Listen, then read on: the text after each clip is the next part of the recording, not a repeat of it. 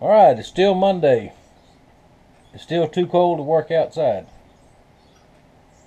I don't have a lot to do as far as knife orders go.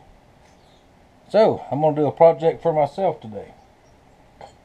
Now, this little small hatchet here, I got in a box of trades. Forgive me, I forget who I got it from. I've had it for a good while. The handle was broke off inside it. I have removed that.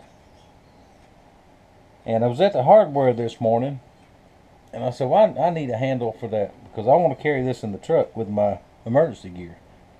I have a El Cheapo, not as cheap as the Ozark Trail.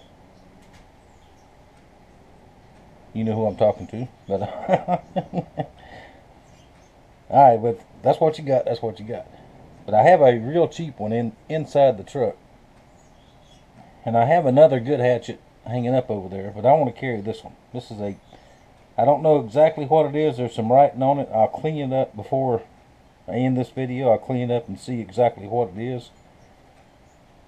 Because it's got to be, somebody's used, like most hatchets, to get used, somebody has used it for a wedge or something and beat on it with a hammer. It's a cutting tool, not to be beat on with hammers. But anyway, I'll get it all cleaned up and we'll find out what it is. But I was at the hardware this morning and I said, I need a handle. I'll just get me one. They got them here. So I went and looked, and they had one that would probably fit. A little bit of fine tuning, it'd probably fit. $16.99. And I said, I don't think so, because I cannot spare $16.99 at this moment. So I've made plenty of handles before, and I have time to make one. This is a piece of hickory. If it looks like a piece of firewood, that's what it is. Now this came from J&L Zero's place several years ago, and I have cut a couple handles out of it. I have more underneath the table here. So I rough cut a blank to start shaping the handle. And I just now decided to turn the camera on after I've done all this. But I've got it squared up. Now I based the pattern on my other hatchet handle. Got a 45 here. And I have a swell at the bottom. And I'm starting to shape the head where it actually goes in there. Now every handle I've ever made for hammers, hatchets, axes, whatever, this is the hardest part. What you have to do is take little bits off until you get to where you want to be. It's real easy to take too much off, so that's why I'm just sort of going real slow. I'm not in any big hurry. I don't have a whole lot to do today. Well, I got a lot to do, but I can't get outside and do it. But anyway, and when I get the head fitted to where it'll fit, then I'll cut a slot in here for the wedge. Now this is the wedge that was in it in the old one. I don't know if I'll go back with that or not. Probably will, but then I'll finish shaping the handle. See, I've got it drawn here. Now my little bandsaw will not cut this. I already tried it. But my metal cutting saw will. So what I'll do, I'll make some cuts. I think they call those concentric cuts. And just nibble it away, and then I'll finish it out by hand. And on the belt grinder. So that's what I'm doing today. I'm going to keep working this down till I get it to fit. And I'll show you what it looks like when I get to that point. Alright, here's where I'm at. Got it all the way in there flush.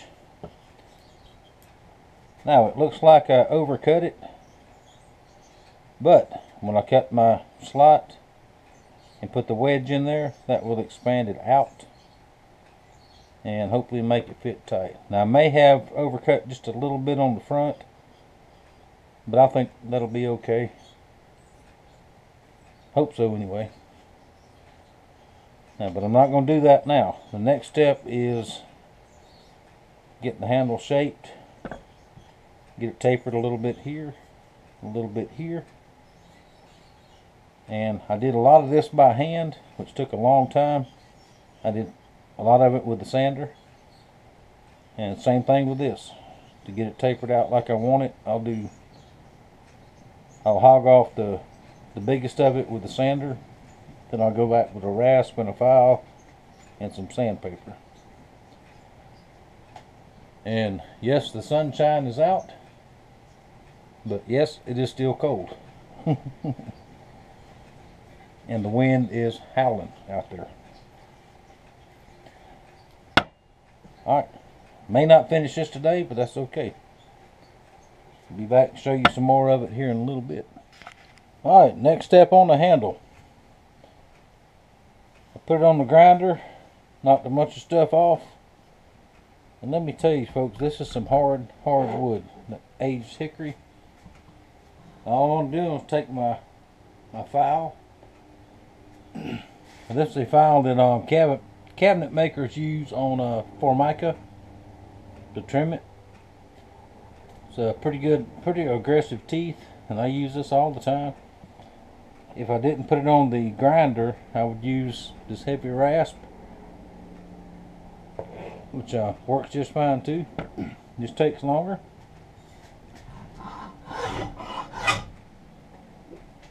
And all I'm going to do is just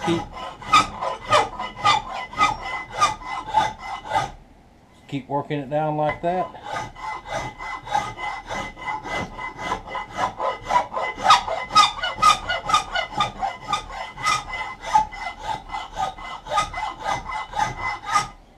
Every now and then on these files, they'll get clogged up. Just tap them on something.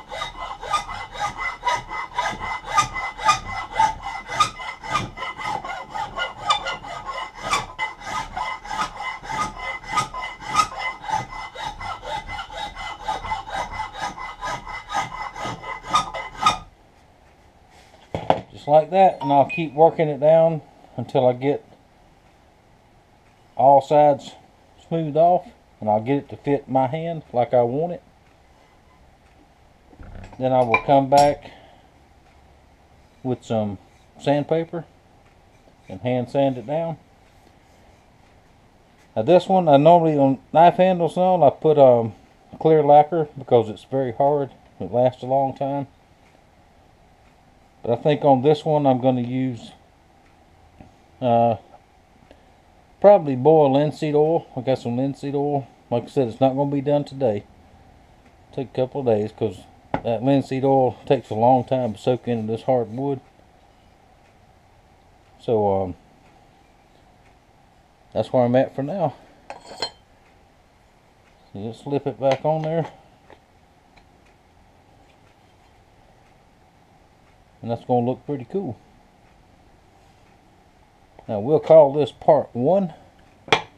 Part 2, we'll finish up the handle, and I will clean up this head real good, see what kind of marks we can find on there, see where it's from, who made it. There's some markings right in there. I can barely see them, but I don't know what it is. Now whoever had this made an attempt at sharpening it and really just boogered it up. So I'm going to have to reprofile the edge. It's not a big deal, because I want it like I want it anyway, which may not be like it came from the factory.